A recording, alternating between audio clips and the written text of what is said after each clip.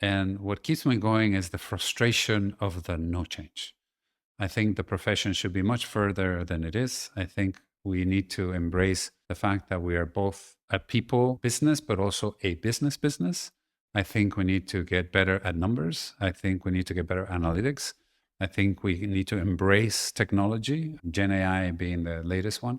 So a lot of what I've made in my last, say, 10 to 15 years in HR has been about how do we get more people up this sort of continuum of how much impact HR can have. Most analytics and most organizations still have two main varieties. One variety is track turnover, and the other variety is track engagement. What the business really wants to know is how turnover affects business outcomes. Hi, and welcome to the HR Impact Show by Engage Rocket. In this show, we'll have honest conversations with global people leaders about their journey in creating great workplaces around the world. I'm your host, Dorothy Yu, and I'm the CEO and co-founder of Engage Rocket. Engage Rocket is a HR technology and advisory company that leverages on data to enhance the employee experience from hire to retire within organizations. Joining us today is Dr. Fermin Diez. He's a globally recognized leader, an author, a professor, as well as a HR influencer. Welcome, Fermin, and I look forward to our conversation. So I've known you for almost 10 years, I would say. It's almost a decade. Yeah.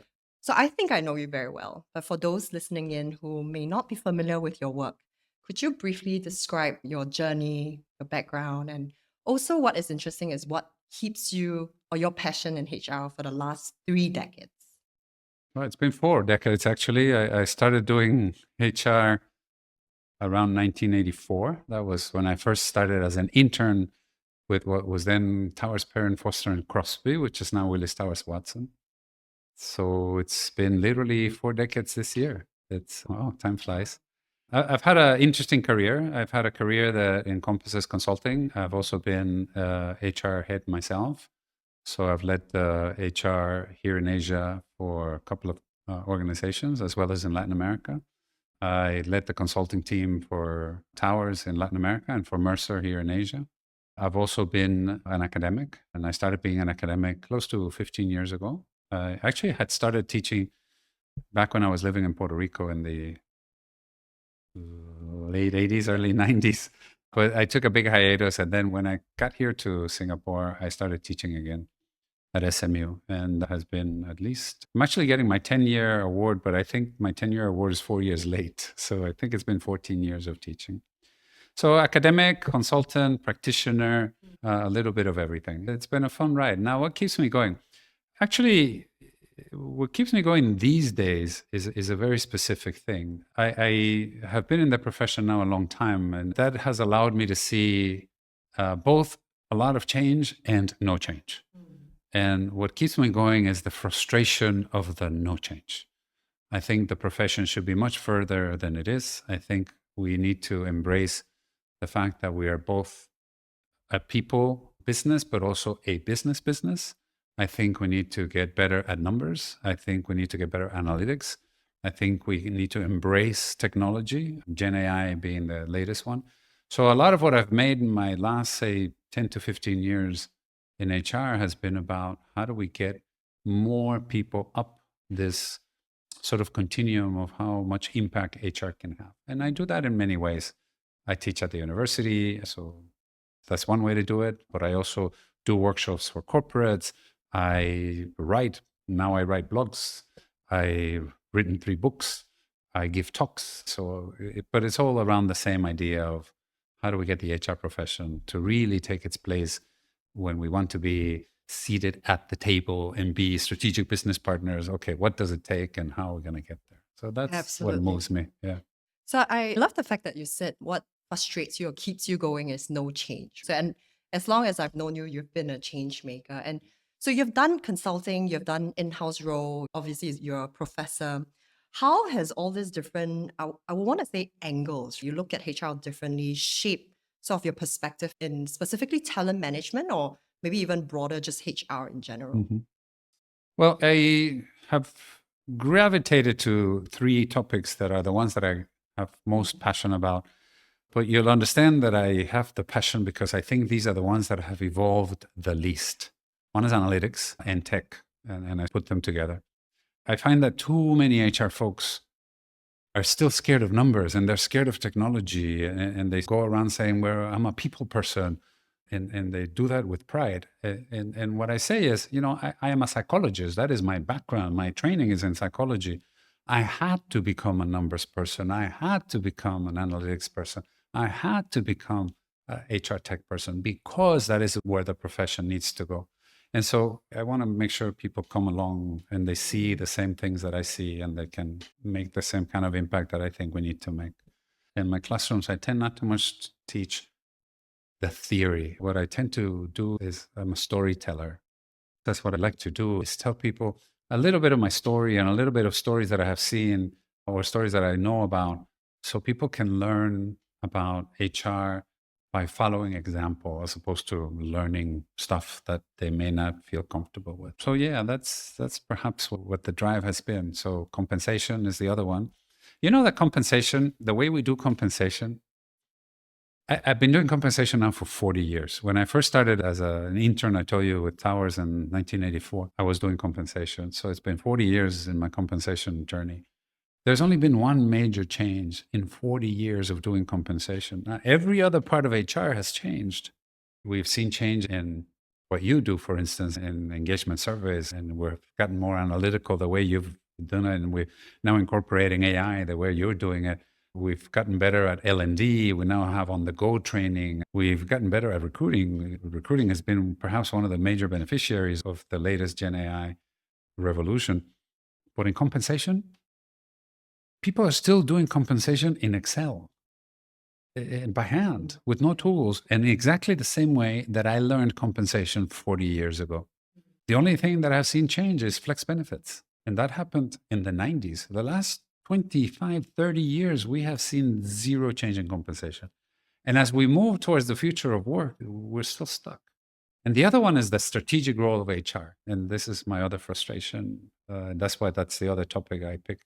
And then I'll tell you about a new one that I'm interested in. But that's another topic that I find that HR folks are still seeing that their role ends with turnover and engagement scores. I think it's important to understand turnover and engagement scores, but as means to an end, not as an end unto themselves. In the end, we need to both make sure employees are doing well, but that the company is doing well. And we cannot abdicate our role as the masters of people productivity, not just people engagement. So we measure engagement, but we don't measure productivity. So that link between business strategy and people strategy is the other frustration I have. The latest topic I'm interested in is one that I'm going to start writing about very soon. So you're going to get this first before anybody else, is the role that HR should have at the board level of companies. Because I think that's perhaps where it starts, that we should have more sort of responsibility from the board about HR topics. When you get HR leaders that only go to boards to talk about engagement, for instance, and turnover rates, and not about risk and not about the implementation of business strategy, that's already a problem. And when you don't have enough HR knowledge, or what goes for HR knowledge is assumed to be enough at boards, I also think that's a problem. You know what all this means, right? Mm. Your 40 years is going to be 50, 60s, as long as these frustrations exist, which is very relevant to my next question. I've always been interested in understanding, how do you keep your energy up? What are some of your productivity hacks or personal habits that you found useful over the years to keep you going? There's no short answers to that. And it's a combination of things. I'm a very curious person. So curiosity keeps me going. Being a professor also keeps me going because, in a way, you have to keep ahead of your students. And that's a big motivation. And I get a big sort of pat in the back myself. I pat myself in the back every time I know that I'm ahead of my students in, say, technology and things like that. So that keeps me going. But in the main is I'm just truly passionate about this. I am truly passionate that this is something I have done for so many years. I see change. I see students that I taught maybe 5, 10, 15 years ago that still come back to me and say, you know, what you told me those days. Now I know what you were talking about. Now it makes sense. That kind of thing keeps me going. And then there's that elusive but very important element of discipline. I work at it most days. I'm preparing for the next marathon is in 5 weeks' time. This will be my third marathon. I've done 4 halves. I started really running seriously during COVID. So really in the year 2020. The first time I went out to run, I was barely able to run 2.5 kilometers. By now I can do full marathons. Amazing. And I'm hoping I can beat my personal best in 5 weeks' time. Discipline is the same discipline. Waking up in the morning, it's tough. I run usually in the mornings. My legs hurt. I want to stay in bed, but you get up, you go, you do it. In the case of running, I also run for charity, so that's a bit of motivation. In the case of teaching, I do it for the students. And in the case of talking to HR audiences, I also do it because I feel like I can help. So that also keeps me going. Amazing. So one of my favorite memories of you was actually just recently when you were giving the keynote in an event that it's AI for HR. I was in the same conference as you, and we've gotten a question from the crowd saying, "Oh, it's a multi-generational workforce. How do you encourage the older generations to adopt technology, to embrace AI?" And I said, I'm the oldest person in this entire room of 350 people. So I don't know what you're talking about. It's just a matter of wanting to do it. Said that you're easily the oldest person in the room, but you just gave the keynote, and And apparently you're the expert in I AI. was the one on stage giving the speech. So how can you say it's only a young people's world in technology? So the importance of curiosity, Yes, right, and learning agility today is and the importance of wanting to absolutely stay ahead and wanting to be informed. And of course, spending the time. That's where the discipline comes in. What makes people experts is not how young they are. What makes people experts is how much time and effort they put into it. Yeah. absolutely. Okay, I'm going to switch gear to our favorite topics of data and technology and people analytics. Obviously, Engage Rocket is very much in the center between data and tech. Actually, data, tech, and HR, right? And you have written the book, The Fundamentals of HR Analytics. Could you share with our listeners what is one of your favorite experience or memory or personal experience on a people analytic piece that you've done, especially in your in-house roles, and the impact it has created for the organization? So many, actually. Hard to pick an absolute favorite. I often talk about how I got it started, which was doing recruiting with Pepsi in Mexico, trying to figure out what's the best sales force. But if I were going to pick a favorite story, it's a story that has to do with work that we did for a bank in Australia. In this particular bank, the head of the particular division that we were working with, which was the retail banking division, was very much a numbers person. At the time, I was a consultant. They wanted us to help out, review all of their data to figure out what of the HR policies and practices that they had in place really made a difference in the profitability of the bank branches. So that's specifically what we were there to do. What would make, from an HR point of view, each branch more profitable?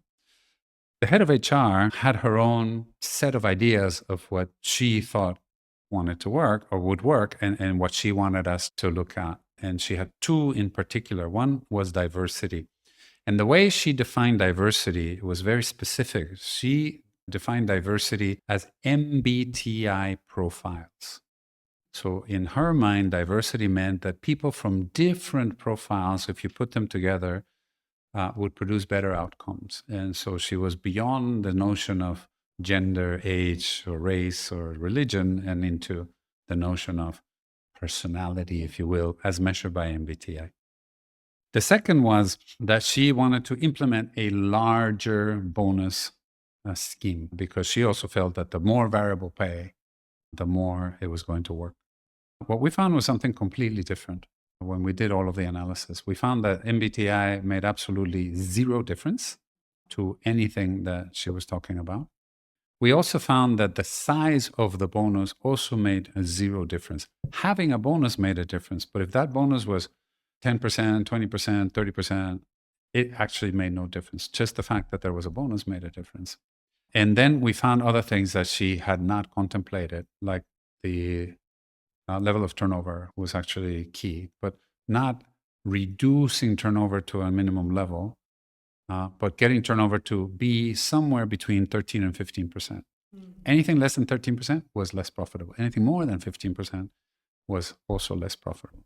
And she had a shocking discovery that overtime was profitable. She had forbidden overtime.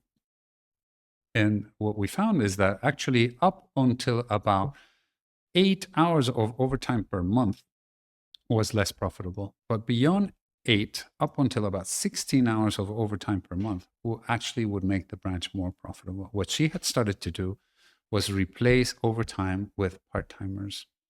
So we also discovered something that she didn't know, which was that the amount of full-timers to part-timers also made a difference, and that there was a sweet spot between, say, forget the exact numbers, but let's just call it between 40 and 60%. Mm-hmm. Less than that was less profitable. More than that was less profitable. And so part of the policies that she had implemented with no data turned out to be wrong.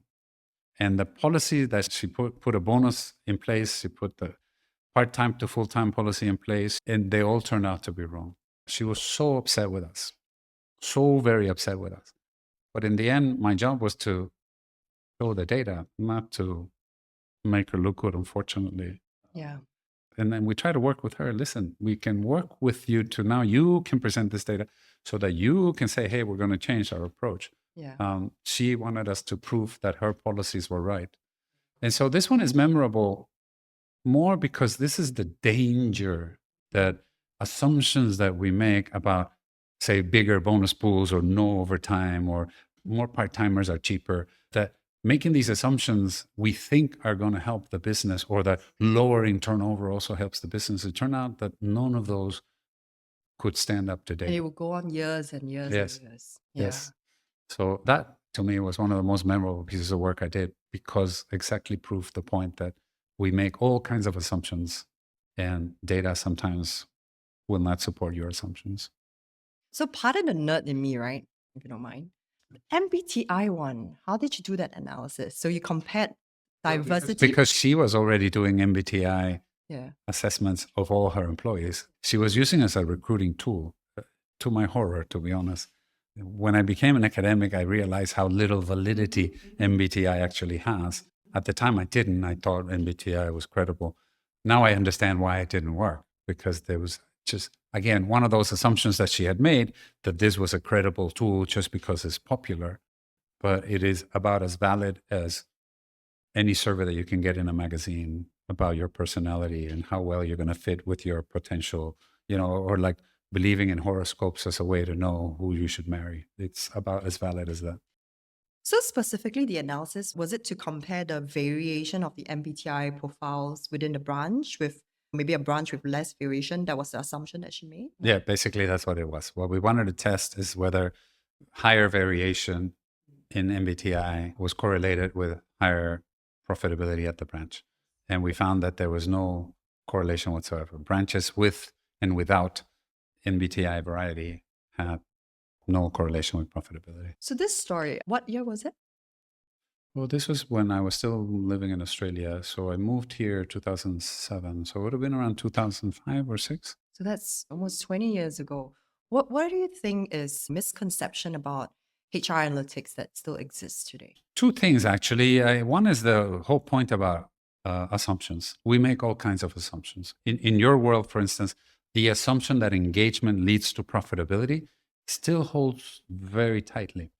However, when you go talk to managers, you have to help us bring engagement because everybody knows that engagement is going to drive profitability. They kind of look at HR and they go, really? I'm not sure.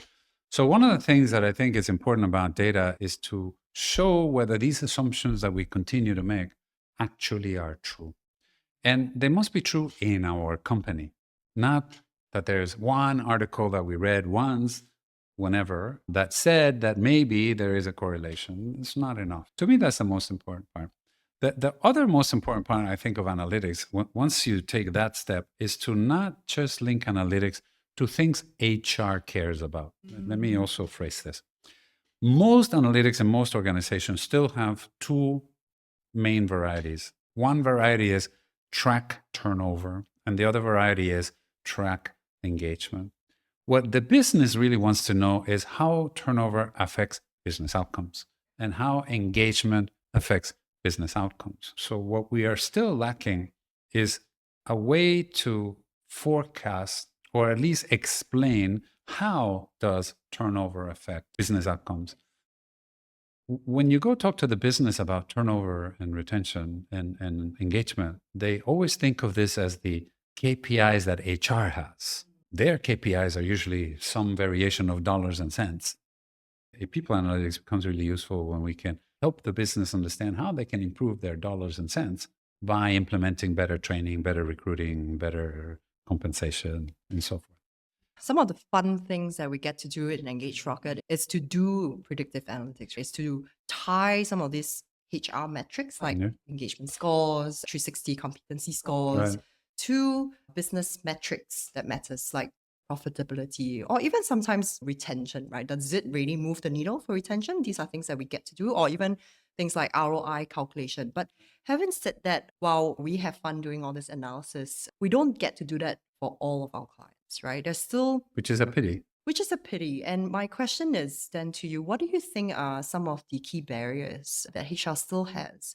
Because I truly believe that HR analytics should be integrated with decision making, especially for HR strategies or policies.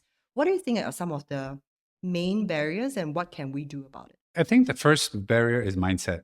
Too many people in HR still believe that the job is about improving engagement. And so, what's the point of doing analytics? Because the results already tell me the issue is managers. The answer is leadership programs. The issue is pay. The answer is go beg finance for money. The issue is training. The answer is more training budget. So it's like a black and white relationship between what the answers look like in the engagement survey and what we ought to be doing. I think different. I think that what we really need to understand again is how engagement links to business outcomes. So the first one is mindset. If we think that engagement is the end in itself, then the answers are easy. The second, I think, is more structural. When you provide data to your client, it's usually some sort of file that they can have with all the names protected for all the right reasons, which means that the data is not in the HRIS. But most of what still goes for analytics in the dashboard variety of analytics is straight from the HRIS. And some people who have either SuccessFactors or Workday or that type of tool, they will perhaps have the analytics module, Prism or whatever, but it's data that comes straight from the HRIS. Because the data for engagement isn't in the HRIS, then it doesn't make it into the mix of the things I'm going to analyze, which I think is fascinating. And the third one, I think, is because the perception is that analytics around engagement is only related to turnover, back to the same point that these are the two main variables that HR manages. So at most, what they do is try to figure out if there is a correlation between engagement and turnover. And that's it. My very first time that I did analytics, back to projects that I like, was I learned this from a guy that did analytics for us at my time at Mercer in Latin America. And we worked with a retailer in Brazil. And what I was able to do is link their employee engagement data with their customer satisfaction data. And they gave me access to their customer satisfaction numbers. And so what we did basically was an ANOVA of their, okay, for those of you that don't understand what ANOVA means, what we did is we try to figure out which elements of the customer survey were linked to which elements of the employee engagement survey. And we found that there were 4 that had very strong relationships. How well employees liked the manager, the amount of training that they were getting, the amount of freedom that they felt they had to execute their job, and I'm going to forget the 4th one. And what we then created was a program that very specifically tied those parts that we found out of the engagement score that we found were in the customer satisfaction scores. Because the marketing people had already figured out what was the link between customer satisfaction and profitability, we can make the same connection by saying, well, if I can impact customer satisfaction through employee engagement, then employee engagement will drive profitability. Many years later, I saw a similar article that Lowe's, which is a US chain for hardware, was doing a similar thing. And I found that very fascinating because that's exactly what I think we ought to be doing. Taking this data that you have, which is so rich and it has so much in it, and start linking it to things that the clients care about, or the customers, customer satisfaction, the profitability, not just retention. Unless we can clearly show the link between retention and profits or retention and growth, in which case then it works. Actually, on the topic of retention, it's also not general retention, right? It's also retention of just top talent specifically. Yes, because HR does still have the opinion that all retention is good and that all turnover is bad. And the reality is that, in my mind, at least I did it this way when I was heading HR. We had a policy that had zero turnover at the highest level of performance. And any exceptions to that had to be that the person was retiring or somehow became disabled. I mean, it had to be a major reason. No voluntary resignation. Okay. Zero. That's the same as saying that if you're running an airline, you want to have zero accidents. That level of if you lose one, you have a big problem. At the next level, our turnover rate had to be single digits. One of the companies found to be most successful in this world had a level of turnover of average and below of about 24% on average. Any year would be between 23 and 27%. And they never cared. And they never cared because they said, as long as I don't lose my really good people, if I lose some of the ones that are just average performers, that's okay. I'll replace them with other average performers. The company's performance will not suffer. But if I lose one of the good ones, to replace a good one with another good one is very difficult. Okay, I'm going to switch gear a little bit to AI. I've had a lot of conversation in the last 2 years with different HR leaders about, oh, AI, what's the application of AI? Do you have AI? How should I adopt AI? But what's interesting is when I ask them more about what exactly are you looking for? In what area of HR do you would like to see AI solutions for? There are typically no answers. So, what do you think, from your perspective, could be some of the most accessible AI applications or some low hanging fruits that HR can start with? It's funny you should ask. As you know, I write a blog on Gen AI for HR. And the latest one that I wrote, which was in the last few days, is exactly on this topic. One of the questions I get asked most often when I go talk to about audiences about Gen AI and HR is where to start. What can I do with it? So there's different views out there. And one of the views, of course, is that there's some magic AI tool that solves for every problem. The other typical answer to this is that we're going to build everything from scratch. And the most common answer is, oh, I'm just using it to write emails, which is fine. The way I see it, there's three levels that we need to understand Gen AI from an HR perspective. One is, as an individual HR person, what can Gen AI do to help me? And it can help in many ways. The writing of emails is one. Perhaps you can start using different tools for different purposes. That's what I've started to do. When I write, I still use ChatGPT 4 when I want to write formally as Fermin, the author, because I have already taught it how to write like me. I have fed it enough of my writing so that it knows how to write. So I can specifically say, I want you to write this as Fermin, the professor. However, when I want to write something a bit lighter, more like the blogs, I find that there are others that can do an even better job of writing. Lately, I've been using Claude, for instance, for writing, which I find is better. I now use Perplexity, for instance, to do research. I was doing research before with ChatGPT 4.0, which is tied to Bing. I find Perplexity is better because it actually does better research and it has a better ability to do other things. So there's different things that you can do. You can basically write presentations in PowerPoint, and there are tools that can help you do that. So that's one aspect. And I think every HR person should really get involved in using these tools and not just get stuck on the one tool for writing. That would be akin to when computers first came out, personal computers came out, you only bought the Word package and that's it. You only used it as a more sophisticated typewriter when you were not taking the power of everything. So that's one. The second level to understand is then, how can we improve processes within HRs? How can you use AI tools for recruiting, for onboarding, for pay, for training, and then there's two big options. One, will you do everything yourself? And the second is, will you buy a package? Both of those options are problematic at this point, which is why I understand why so many HR functions are interested in AI but don't know what they want.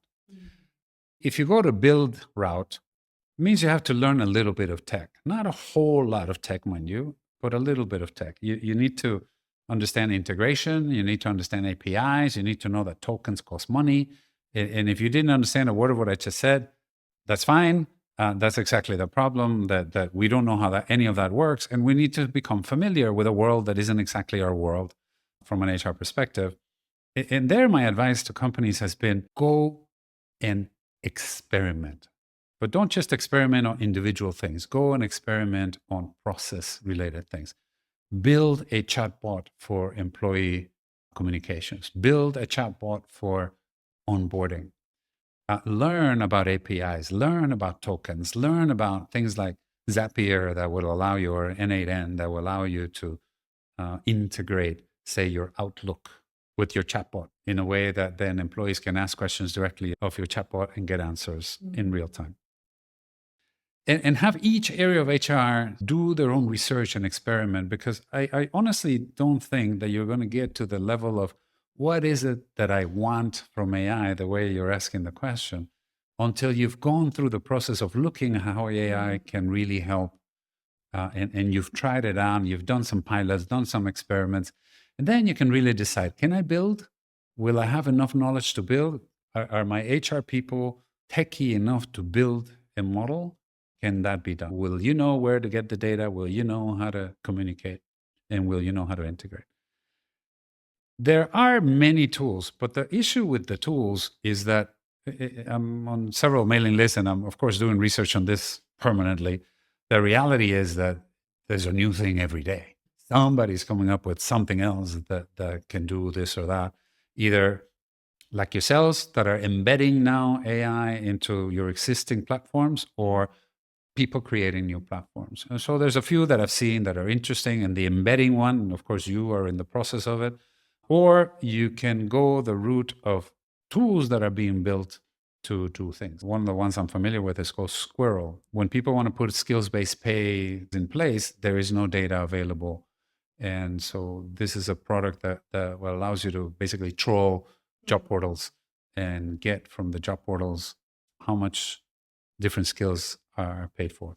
These are tools that are built for purpose. However, I have found that when you then bring it in-house and you try to use it, you have very specific questions. Well, what I really need is to know a Python coder with this level of experience. How much should they be paid? And they may not have that level of specificity to be able to find the data. So what you'll probably eventually find is that you will end up in some combination of build and buy, that what is currently available for purchase isn't exactly built for purpose, and that the building for purpose takes longer and is more complicated than you originally thought, and you'll end up somewhere between those two.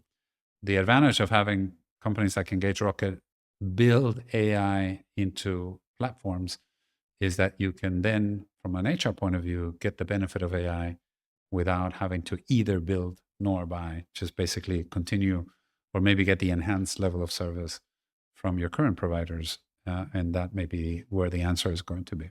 However, AI is here to stay. If anything, AI is going to take more and more. The third level of understanding, I said there were three, and I've only spoken about the first two. The third level of understanding is that the rest of the organization is also going to change through AI. And in fact, when you ask a CEO or you ask a board about what they think AI is going to bring to their company, the immediate answer is productivity and lower cost. That means, from an HR perspective, whether we like it or not, that CEOs are already thinking, how many jobs can we cut through the implementation of AI? So we go around talking about, oh, it's not here to replace you, it's here to augment you. But the reality is that CEOs are thinking it is here to replace at least some of the people. And from an HR perspective, we need to get ahead of this. We need to be the change management agents. I wrote recently about the fact that we talk about strategic future workforce planning, and we are the human resources function. The reality is that as we plan for how the work will be done in the future, we need to plan for the fact that some of it will be done by full-time employees, some of them will be done by part-time and gig employees, but some of it will be done by machines like robots, and some of them will be done by software like chatbots. And we are going to have to plan a future work that it isn't just human, that is an integration of human and technology. And perhaps we need to change our title in this. I know it sounds like blasphemy, but if we only think human resources and people, we may be missing a big productivity gain. So maybe the future of human resources is resources, or not chief people officers, but chief productivity officers. This, I think, is where the future is headed with all of the AI. And we need to get ahead of it. It will happen with or without us. So we better get on this bus sooner rather than later. And you see, there I am again, trying to convince people to come on this bus with me. I think that's where the world is headed. So a few points I would say is number one, you can read more about Fermin's writing in fermindiez.com. Yes. Thank you. And the other thing that something that you've said before, it isn't AI that will replace your job, but it's someone who will use AI, Yes. will replace someone who. Also true, but it is not entirely true. The type of job that we do in HR, somebody that is better than you at AI will likely be more productive than you, will likely be able to do things better, faster than you. So yes, that is true. However, there are jobs that will be full on replaced. We will still need experts. So it's going to be interesting to see how that's going to work from an HR point of view. But you won't need as many people. Same with customer service. You won't need as many people. So what you said about, I like what you said about it's important to also just try, right? If you don't try, you will really not have a full grasp about what you're looking for. And I mean, as Engage Rocker, we obviously is a service provider that's also looking into building into AI, providing AI solution. And some of the best conversations we've had exactly, with clients and prospects who are trying and are constantly giving us feedback. Also, oh, it'll be great if there's this functionality. It'll be great if we do this. That really is almost like an ecosystem where there's a feedback loop. Yep. And them giving us ideas and we pulling our resources and capabilities to build towards a solution that would actually work. Which touches on another topic that I would like to discuss with you, which is change management. A lot of times, HR is also thinking, okay, trying to get people to adopt AI or introducing anything new in general is a change management. What do you think are some of the key ingredients to good change management programs? I want to say data for sure as well. Well, evidence. But the one thing I learned over the years of doing change management in my HR functional roles is the importance of two loop communication. We do a lot of the change management by communicating to employees, but we don't listen to what the employees are saying to us. So this double feedback communication, I think, is the most important element in a good change management process. That every time we put something out there about what we're doing and why, that we listen to employees about how they are reacting to it, and that we are able to respond every time to what we're saying. All of the best change management processes that I have ever seen will go on the explaining clearly the what and the why, and also in the hearing what employees have to say about it and feedback from there. From experience as well, the rumor mill and every change management process will take over.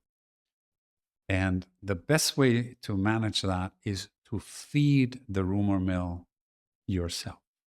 And the way to feed the rumor mill yourself, by the way, is to continuously communicate in all your channels. So when you pick your HR champions, your change champions, when you pick your managers, everybody, how do you get the entire process to basically fill in the change management communication channels with the right information as timely as possible?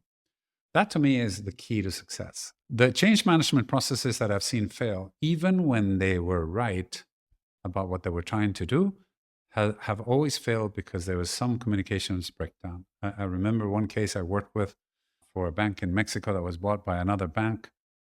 The employees literally found out that the other bank had bought their bank in the news that morning on the way. By the time people showed up at work that Monday morning, they were furious because they were not told ahead of time. There was no explanation. There was just a press release of the buying bank being so proud of the fact that they had just bought this priced bank.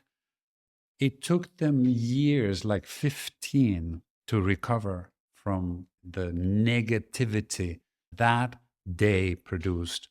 They never made their money back, as far as I can tell, and eventually they had to sell the investment. There was another example in Korea. Again, I won't mention who was involved, but it was a Western bank. They bought a Korean bank, and they didn't communicate why they wanted to change some of the HR processes. And one of the HR processes they wanted to change right away was the way they did pay for performance, which in Korea is not as customary as it is in the West. And it was a mess. It was such a big mess that the employees from the bank were telling customers to take money out of this bank. Imagine that. The people were telling the customers, don't bank with us. These new people are such a mess. Every change management that I think failed has been some lack of communication, some lack of awareness of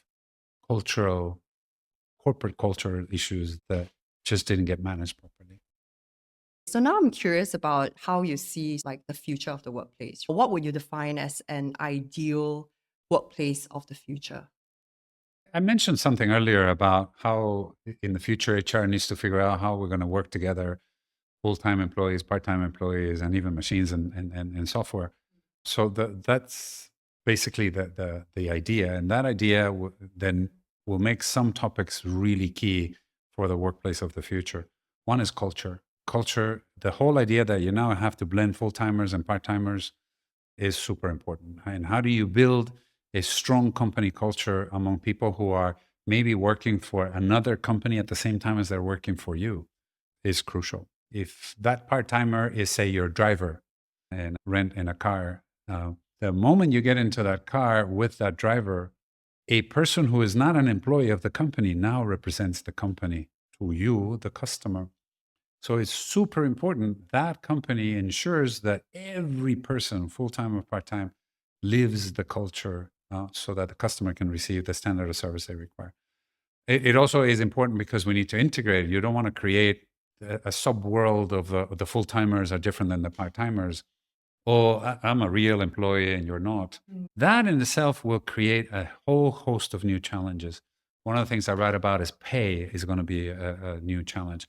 How will you pay people? Right now, we pay them differently. I'll give you a key example that creates the wrong culture, but we probably need to fix. The full-time employees all have variable pay based on some corporate KPI, but the part-time employees don't. So how is it that we're now both working towards the same goal if the way we're paid is not aligned? So these are going to be interesting topics, and I think we're going to require much more flexibility in how we pay people to create that workplace of the future. Another one that's going to be very interesting that came with COVID and will be unlikely to leave us is flexible work arrangements. Will you work from home all of the time, part of the time, none of the time? It will now become a benefit, actually. I always talk about my youngest daughter, who is my example of what a true digital nomad is like. My daughter, since COVID, has decided that she doesn't want to live in any one place. She Airbnbs. She spends 3 to 6 months in any one place. She is currently back in Paris. She loves Paris. Third stint since 2021. So every year she goes and spends a few months there. Her current job is a company headquartered in Milan. So she's more or less in the same time zone. And she doesn't intend to work in Milan anytime soon. She works like that. And she looks for jobs where that is the way she's going to work. And I think she's not the only one. Many are now like this. Again, so this company that she works for, how will they embed her into the culture when she is not even there at headquarters? This will be a very important part. Too many of HR are still thinking that the way to do it is force people into the office to build culture. We're going to have to figure out how we build culture with people who are not here. Another aspect I think is going to be super important in how the future will happen is how do we then craft messaging around what's acceptable, what's not acceptable from a behavior point of view? How do we make leaders successful by leading remotely? If people are from completely different cultures and embedded in cultures, meaning different countries, and they're working in different countries. Not just because everybody's in a different country, but in the same city. Now everybody's in a different country, living in their own country. How do you take care of that? Some of it will also come down to how do we blend the old and the new? We talk about diversity a lot, and some of it is important in terms of gender and race and religion. But perhaps the most important diversity these days is full-time to part-time. And another one that is very important is the generational gaps. How do we get people to blend in? Back to the earlier story, being the older one who is the expert in Gen AI shouldn't be that unusual. At the same time, learning from a younger person about something or other that they know better than I do should also not be unusual. So how do we create that? How to then build this workplace of the future, which is going to be a very different type of workplace in terms of how we pay and the type of employees we have and what we expect out of careers. And HR will need to transform the way we think about everything we do. I always believe that HR is such a strategic function because think about just what we just talked about. You are trying to build towards a workplace of the future. You have to manage greater diversity. You are tapping into a global talent pool, that also it's a combination of different types of contracts, right? Permanent, gig, part-time, whatever it is. Yet at the same time, needing to unify everybody into a single culture. What would be one piece of advice you will give to HR practitioners in striving to build towards the workplace of the future? I think the importance of culture cannot be underestimated. It is perhaps the softest of the things that we do in HR. It is actually softer still than, say, engagement, but it will be what translates into success. The scientific research has shown over and over again that a strong culture beats everything else. There's the old saying from Peter Drucker that culture eats strategy for breakfast. Those things remain true and will be even more true because the way to build culture is going to get harder because not everybody will be in the same place. Not everybody will look the same. You cannot continue to implement one size fits all type of programs. You're going to have to create flexibility. That flexibility will translate into your ability to attract and retain all of these different types of people that you need. But at the same time, there needs to be a unifying theme. When we talk about, for instance, ESG, that S of ESG may be one of the rallying cries that you want to put behind, that this company not only has a profit motive, but a purpose motive, that we are here to achieve something that is good for community, good for mankind, and build a sense of purpose in the organization, not just a sense of make more money, make the share price grow, which too often is still the case. I love the way Steve Jobs used to put it. I want to make a ding in the universe. That gives you a sense of purpose that I want the share price to improve by 10% each year doesn't even begin to do. That's what I think companies need to start striving for. The HR world needs to start coming up with ways in which we're going to build this sort of purpose-driven organizations and not just profit-driven organizations. So now I'm going to transition into a bit of a fun part of this podcast. I'm going to ask you a series of I thought it has all been fun so far. That's true. That's true. It has been fun. But I will ask you a series of rapid fire questions. All right. Okay. So it's a quick response type of Okay. question. Okay. The first one. What's one thing you wish employees understood about HR?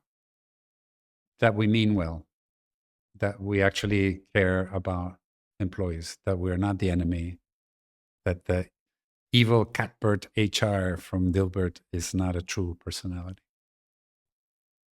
What's one thing you wish HR understood about running a business? That there is a purpose that shareholders want, and that is going to be hopefully more of the purpose driven, but definitely profit driven. That we are not here just to make employees happy. We are here also to make the organization successful. And what is one book, besides, of course, the ones that you've written, that every HR professional you think should read? One book. Only one. Only one book. Okay, maybe I can tell you, I cannot answer just one book, but I'll tell you the books that I have read over my career that have had the greatest impact of me. the first of David Ulrich's book, HR Champions, which is the first one that started to talk about not just being people champions, but also being business change agents. I think that's a must read. The original book from Tom Peters about successful companies. Of late, the one book that I have found most useful is the book on Thinking Fast and Slow by Kahneman. And that's a book that I keep quoting over and over. It helps understand motivation in ways that none of the theories of motivation in the past have helped. Another book that has marked me is a book by Daniel Pink called Drive. That changed completely my mind about how pay works and how pay doesn't work, and why pay for performance as the only way to pay people is not the way to do it. These are the ones that I think over the years have changed how I approach HR. And maybe it's one every 10 years that does that. And since this is a podcast where we will have honest conversations with leaders, then my last question to you is, what is one people leadership philosophy that you have? Actually, that's the easiest of the questions you asked, because what I've always believed is that a good boss is a boss that teaches his or her people how to be better. I find that over the 4 decades now and more than 3 that I've been a supervisor of people, what I find for me most gratifying, but at the same time for the people that have worked for me, the thing that they thank me for the most is they felt that they have learned from me. Absolutely. Absolutely. I love that. Thank you so much, Fermin, for your time. I always enjoy having conversations with you. It's been fun. I really appreciate it. Thank you so much. Thank you so much for tuning in to the HR Impact Show. If you found this conversation insightful, do like and subscribe to our show on YouTube, Spotify, Apple Podcasts, or any of your favorite podcast apps. You can also learn more about this show and join our community at engagerocket.co/HR Impact. We'll see you at the next episode.